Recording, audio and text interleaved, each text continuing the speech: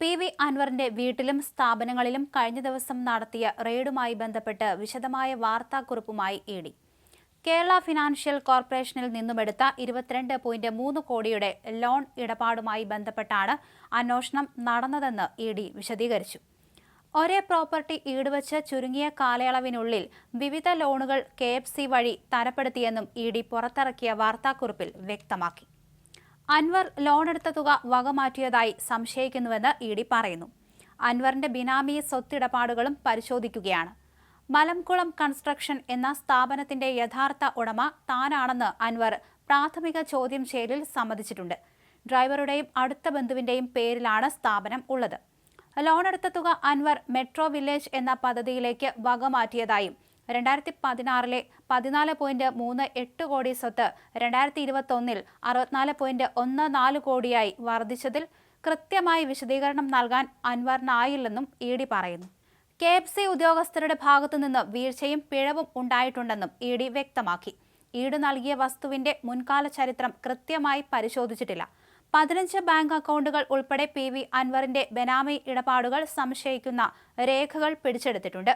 PVR metro വില്ലേജിലെ ചില കെട്ടിടങ്ങൾ തദ്ദേശ സ്ഥാപനങ്ങളുടെ അംഗീകാരമില്ലാതെയാണ് നിർമ്മിച്ചതെന്നും ഈ നിർമ്മാണത്തിനായി കള്ളപ്പണം നിക്ഷേപിച്ചതായും കണ്ടെത്തി.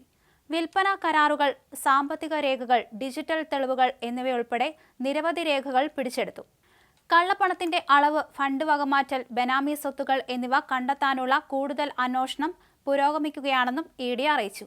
പ്രാഥമിക കണ്ടെത്തലുകളിൽ നിന്നും അനുവദിച്ച ഫണ്ടുകൾ വകമാറ്റി ചെലവഴിച്ചു. നോമിനൽ ഷെയർ ഹോൾഡർമാരെ, ഡയറക്ടർമാരെ ഉപയോഗിച്ചു. കൂടാതെ ബിനാമി സ്വത്തുകൾ കൈവശം വെച്ചതായും ഇ.ഡി. സംശയിക്കുന്നു. Messrs Malamkulam constructions private limited, Messrs PVR developers, Messrs Biz Manjeri LLP, Kerala finance corporation Malappuram branch തുടങ്ങിയ സ്ഥാപനങ്ങളിലും ഇ.ഡി. പരിശോധന നടത്തിയിരുന്നു. ലോൺ തുകകൾ PVR മെട്രോ വില്ലേജ് എന്ന വലിയ ടൗൺഷിപ്പ് പ്രൊജക്ടിനായി ഉപയോഗിച്ചുവെന്നാണ് ഇ.ഡി. സംശയിക്കുന്നത്. അൻവറിന്റെ നിർദ്ദേശപ്രകാരമാണ് രേഖകൾ പതിവായി ഒപ്പിട്ടതെന്നും ഫണ്ടുകൾ ബന്ധപ്പെട്ട സ്ഥാപനങ്ങളിലേക്ക് വകമാറ്റിയെന്നും ചില പണപ്പിരിവുകൾ സാധാരണ അക്കൗണ്ടിംഗ് ചാനലുകൾക്ക് പുറത്ത് കൈകാര്യം ചെയ്തെന്നും അദ്ദേഹത്തിന്റെ കൂട്ടാളികളുടെ മൊഴികളിൽ വ്യക്തമായിട്ടുണ്ട്. വിൽപ്പന കരാറുകൾ, സാമ്പത്തിക രേഖകൾ, പ്രോപ്പർട്ടി പേപ്പറുകൾ എന്നിവയുമായി ബന്ധപ്പെട്ട വിവിധ കുറ്റകരമായ രേഖകളും ഡിജിറ്റൽ തെളിവുകളും ഒന്നിലധികം റെക്കോർഡുകളും ഡിജിറ്റൽ ഉപകരണങ്ങളും ഇ.ഡി. റെയ്ഡിൽ പിടിച്ചെടുത്തു. വിവിധ വ്യക്തികളുടെ പേരിൽ 15 ബാങ്ക് അക്കൗണ്ടുകൾ കണ്ടെത്തി. ഇവ ബിനാമികളാണെന്ന് കരുതുന്നു. ഇതിലേക്കാണ് അന്വേഷണം നീളുന്നത്.